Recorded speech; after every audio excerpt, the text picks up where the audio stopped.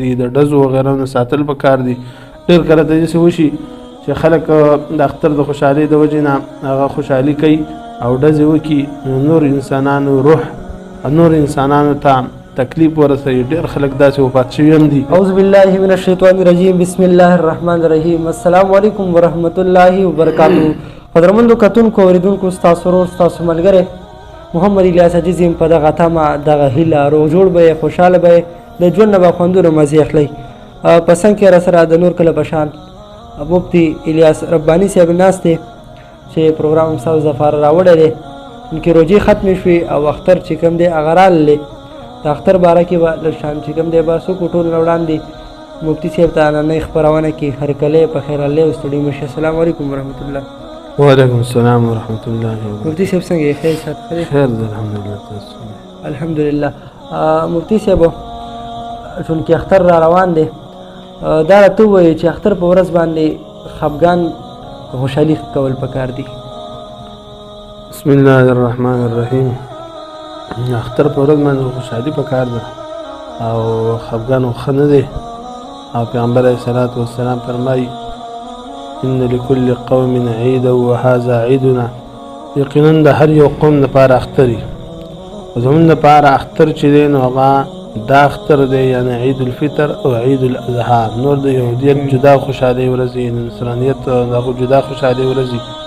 او خوشحالي کول د اختر په ورځ باندې دا خو مسنون عمل دی او مستحب دی. که سړی خوشحاله نه وي نو هسې ځان خوشحاله وي. مولانا صاحب دا راته ووایي چې د اختر د ورځې مستحب او مسنون عمل څه دی؟ نو د اختر په ورځ باندې د اختر مونځ کول دا د مسلمانانو لپاره ضروري لازمي دي. او دغه شان د خوشحالي کول د اختر په ورځ باندې. او غسل کول د اختر د مانځه نه مخکې غسل کول دا مستحب دي، مسنون دي. ښایسته جامې اغوستل، حدیث د بخاري په دلیل دی چې ښایسته جامې واغوستل شي. که نوې جامې د انسان نه وي نو پکار دا ده چې په جامو کې صفا جامې واغوستل شي. او دغه شان الاکل التمر د اختر د مانځه نه مخکې کجورې خوړل، تاق کجوري د نبی علیه الصلاة والسلام نه ثابت دی. پیغمبر علیه الصلاة والسلام تاق کجوري خوړی چې کله وړوکې اختر ورځ وه عیدګاه ته د تلو نه مخکې نو سړی چې د اختر د منزل ځي نو د هغې نه مخکې کجوري خوړل پکار دي. تاق کجوري، 1 کجوره، 3 کجوري، 5 کجوري، 7 کجوري دا خوړل پکار دي. او د الله رب العالمین نه دعاګانې کول، بیا خصوصا د اختر په شپه باندې ډېرې دعاګانې کول پکار دي. او ځان د هغې نافرمانو د الله رب العالمین نه ساتل پکار دي، د اسراف نه ساتل پکار دي، د ډزو وغیره نه ساتل پکار دي.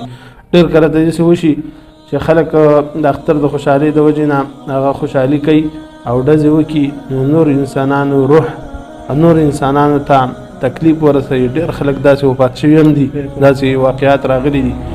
او د اختر په ورځ باندې داسې خوشحالي پکار ده چې په نیکو اعمالو باندې چې الله تعالی ته موږ ته توفیق راکړي نیکو اعمالو، او الله تعالی بیا بیا په موږ باندې روژه راوستی کړي. او په دا خوشحالي به شرعاً دا ناروا ده چې سړی وایي چې روژې نه خلاص شو. هېڅوک به دا نه وي، دغه د مسلمان شان دا نه وي، بلکې خوشحالي پکار ده. بل دا چې تکبیرات پکار دي. د عید الفطر د وړوکي اختر په ورځ باندې تکبیرات چې دي نو د صحابو نه د نبی علیه الصلاة والسلام نه ثابت دي. او د وړوکي اختر په شپه باندې او عبدالله بن عمر رضی الله عنه فرمایي چې موږ به د اختر چې کله امام به راوتلی نه نو د هغې پورې به موږ دا تکبیرات وي. نو د امام د راوتو پورې تکبیرات ویل پکار دي او د دې اهتمام پکار دی. بیا دا چې کله په لاره باندې سړی ځي نو پکار دا تکبیرات ووایي. د وړوکي اختر په ورځ باندې هم وویلی شي. نو احادیثو کې د دې تذکر راغله. او دغه شان مخالفت الطریق حدیث د بخاري په دلیل دی چې لاره بدلول، په یوه لاره باندې اختر د مانځه لپاره لاړ شي نو بیا ورپسې په بله لاره باندې وکړه. یو خو اشاره ده د مسلمانانو شان او شوکت ته. دویم دا چې د پیغمبر علیه الصلاة والسلام طریقه ده، د صحابو طریقه ده. او تأخیر صلات العید دغه شان د وړوکي اختر مانځه کې تأخیر کول، وروسته کول.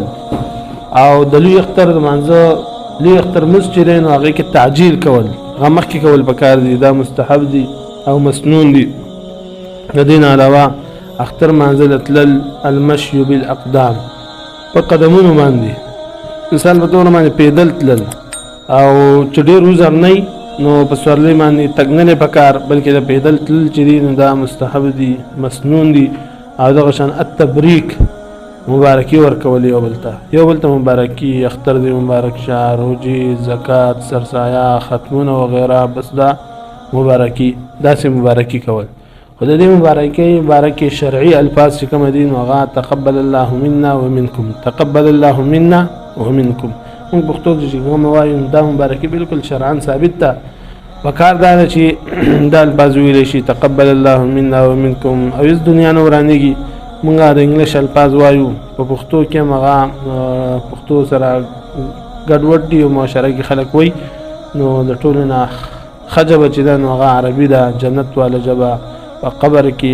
عربي باره کې عربي کې سوال او جواب کې تپوس کې او دغه شان جنت کې به هم عربي او د نبی علیه الصلاۃ والسلام جبه هم عربي ده دیو جنا عربي له ډېر زیات توجه ورکول پکار دي صحیح ډیره مننه مفتی صاحب که اخر کې څه میسج پیغام ورکول غواړئ بس دا پیغام دی چې یاره د چا یو بل سره ورانی او خپل منځ کې څه اختلافات دي نو هغه وروسته کوي او د یو بل سره ښې مبارکیانې وکړي او د یو بل سره سلام کلام وکړي او بس د اختر ورځ په خوشحالۍ سره تېره کوي د هغه خبرونه چې کومه مثال په طور باندې جنګ جګړې دي ګانې بجانې دي ګډا ده فحاشي ده د دې نظام بالکل ساتل پکار دي اختر ورځ د دې لپاره نه ده د الله رب العالمین په ځمکه کې ګرځېدل پکار دي د الله تعالی نعمتونه او په کوم خلکو چې الله تعالی عذاب راوستی دی د هغې نه سبق اخیستل دا پکار دي خو داسې نه دي پکار چې خلک اسې فضل خرچي وکړي او دغه شان بهایي وکړي معاشره کې فساد خور شي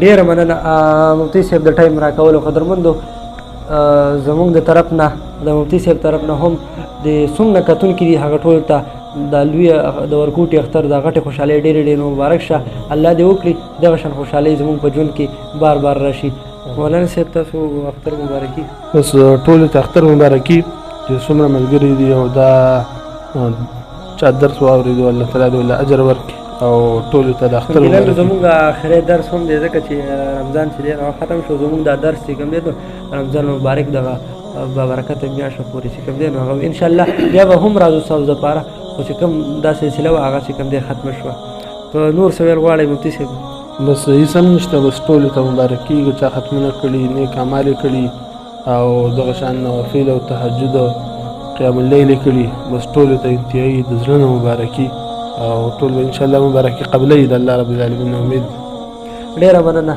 قدرمندو کتونکو په دې باندې زموږ نننی پروګرام سر ته ورسېدو چېرته مې ښاد اوسئ اباد اوسئ خوشحاله بریالي اوسئ د لوی الله په امان السلام علیکم ورحمت